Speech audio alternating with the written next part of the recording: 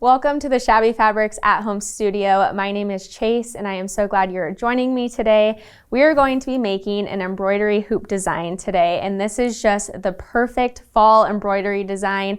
It has this lovely cozy texture that's a little bit different than most hoop designs here because it is made with a flannel fabric from Maywood Studio, and it just has those gorgeous fall tones in here. And it's just a really simple but beautiful project, perfect for beginners to hand embroidery like I am myself. And I think you guys will really enjoy this simple and easy kit that we're going to put together for all of you. With the weather getting colder, it's just so nice to cozy up with a warm drink, relax, do some hand embroidery. It's just a fun craft project for all. So to get started, we are going to do some tracing on here. You're going to first want to cut your fabric to the size of your embroidery hoop. I recommend cutting it with about a 1-inch border on the side. You can use more if you'd like, if you would prefer in case you need to move it around. But I prefer about 1 inch or 2 because I don't like it getting in the way with the corners folded over.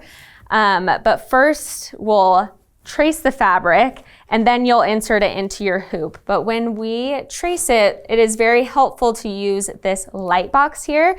This just makes it so helpful in seeing the design so clearly. So you can see here we're including this design for you in your pattern for you to then trace on the light box. You just put your design down with the graphic, lay your fabric that you measured earlier on top here. And then you can just easily with your friction pen that is an erasable ink once you use an iron, make sure that you iron your fabric first before you draw this design because then it will disappear completely. But that is the greatness of this pen, is that you can trace around it and easily see it here in this light box and just go around the design easily. For filming purposes, I already did it here so you can see here, but you can see when I just lay the fabric, you can easily see it there as well. And this friction pen is great for just that fine detail and get the design nice and even on here. So that way you can just easily trace it when we are doing the embroidery. So after you have it all traced, I will show you how to put it into the embroidery hoop. We are using a 12-inch embroidery hoop, and this will come in your kit along with the coordinated embroidery floss and the fabric that we are putting together for you. Makes it easy, get it delivered just right to your doorstep. Once you have it all traced on here, you can take your embroidery hoop and unscrew it to make the 2 hoops here. We will take our bottom hoop, set this pen aside, and you will place the fabric over top of this first hoop. Then with the second hoop here with the clasp, you're gonna place it over the sheet of fabric. I'm gonna scoot mine over just a little bit to have it covered.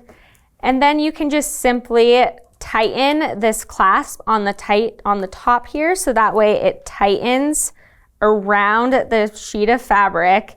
And this is just going to make it nice and taut and tight, so that way when you are doing your embroidery, it's just nice and tight. There's no looseness, so that way you're not making any errors. You're able to follow it nice and precise, and it helps the needle just go through it much easier.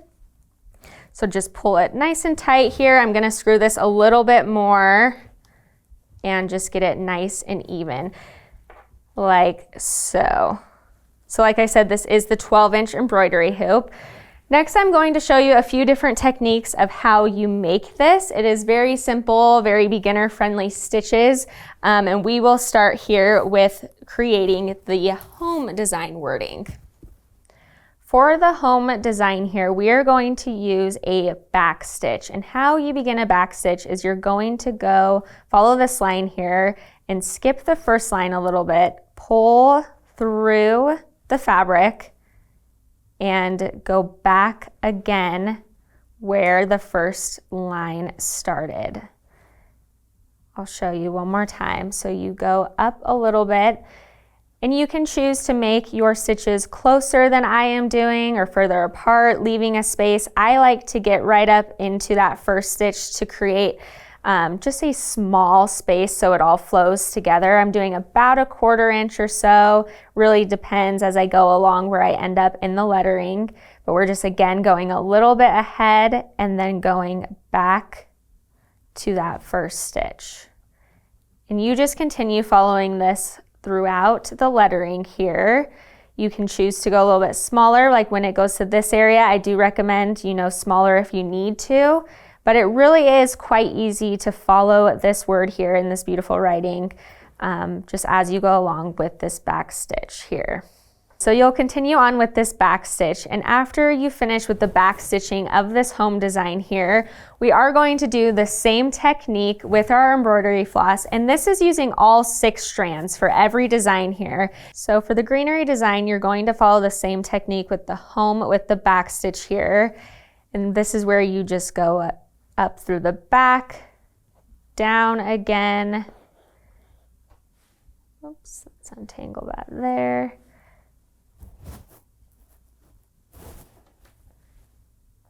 And then once again, and we're just meeting it right at that stitch. You can use a little bit more space if you'd like, but like I said, I like to just look as if it is one single line. And we'll just continue with this stitching until we get to this leaf here, which is then going to use a technique called lazy daisy. We'll do one more stitch. And how we start our lazy daisy is you are going to bring your needle up through the fabric here. You're going to create a small loop like so and go through the beginning of where you started.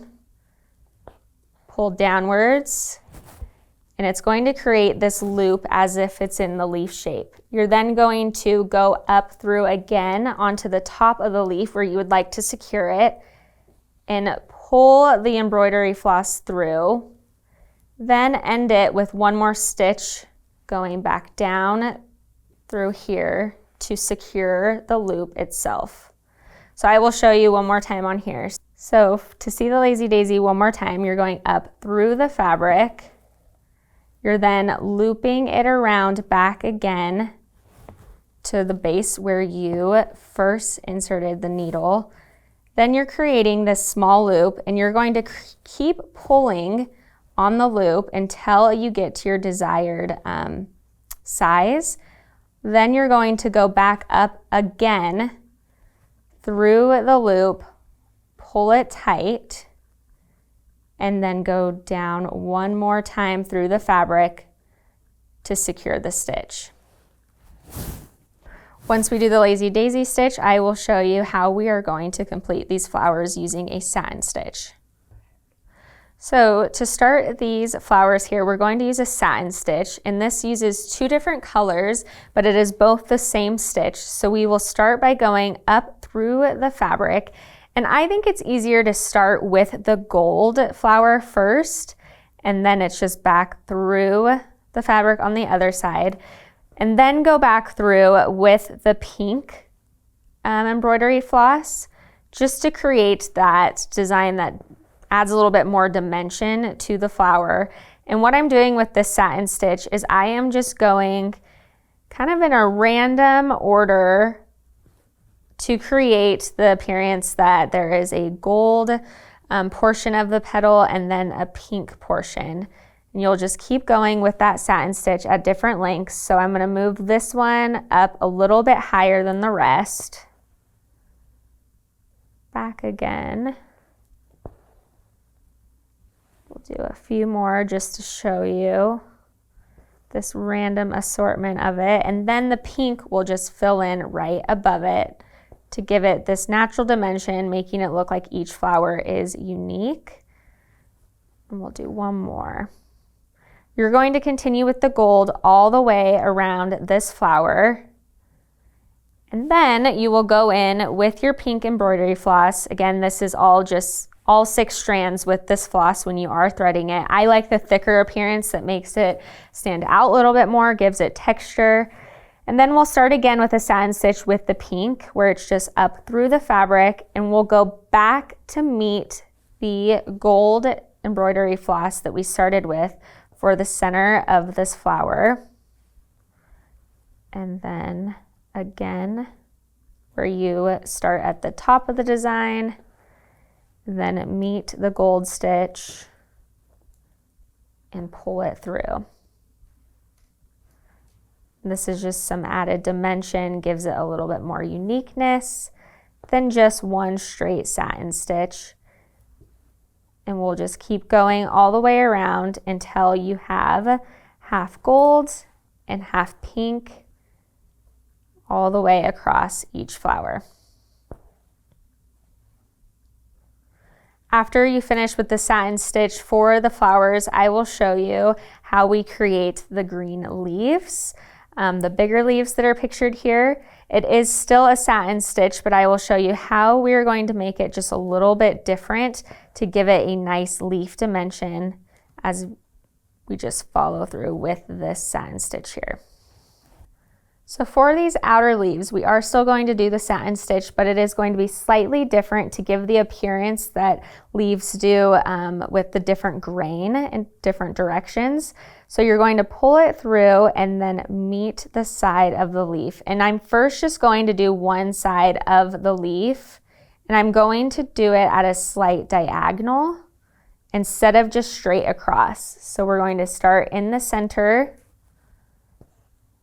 and go straight across slightly above in a diagonal to meet that other side of the line. So again, just in the center, across, meet the other side of the leaf. Once you continue all the way on this side, you're going to then again start on the other side in the middle and diagonally go upwards to meet the other side of the leaf. And once you continue this stitch all the way upwards, it creates a nice design that leaves have where there's just different grains to give it more of a realistic appearance for this embroidery design. You just keep going, and lastly, after this satin stitch, I will show you how to create a French knot stitch, which we use for the middle of these flowers. So after you complete the leaf and the flowers with your satin stitches, I'm then going to go into the center of these flowers and complete a French knot. So we go up through your hoop and fabric here. Then you take your thread and we're going to wrap it around the needle about 3 to 4 times, depending on how big you would like it. And then it just goes directly back down into the embroidery hoop again. And you pull to create a small knot that just creates this little lovely center of this flower. So one more time, we're going up, we'll go up through the fabric, take your needle and wrap the thread a few times around the needle, hold it tight, go back through the fabric, and pull the needle downward. And then you will just continue pulling the needle through to create a knot. You're going to keep doing these knots until it creates a whole center in the middle of the flowers. You'll repeat it for all 3 flowers, and that is the last design stitching that you will do throughout this, and it just creates a beautiful array of texture and colors and creates just this beautiful design element. So that's all the different stitch techniques that you use to create this beautiful design here. Like I said, you did use all 6 strands of the embroidery floss, and the needle that I was using are these Shabby chenille needles. And these are great because with all 6 strands of the floss, they fit just so easily through the eye of this needle, which then creates this beautiful thickness that just pairs so well with this flannel fabric, with the stitching and the colors, just truly beautiful. I did also want to show you, so when you're going through your stitching and you're pulling your floss, especially when you're using this many strands, it tends to get a little bit knotted and it's hard to unravel when you are working on these in-depth projects. And one thing that you can use are these embroidery floss cards. Super easy, creates them nice and organized. You just simply put the thread through the bottom portion here. Let's just put like so. And then you just wrap your floss around. Once you have it all wrapped around, you can then write the number of the colors so that way you don't lose track. It is easy to just misplace the little labels that come with the embroidery floss, so this keeps it right there, nice and handy, so you know which color you are grabbing. And this is a very inexpensive option to add on to your kit. I hope that this was helpful, and for beginners like me, this will be a great project to start on, start your embroidery techniques, and really just create this lovely, super simple and easy design. Thank you for joining me. I will see you next time. And in the meantime, make sure you subscribe to our Shabby Fabrics YouTube channel, and also follow along with the At Home Pinterest and Instagram page, which is At Home with Shabby. We'll see you next time.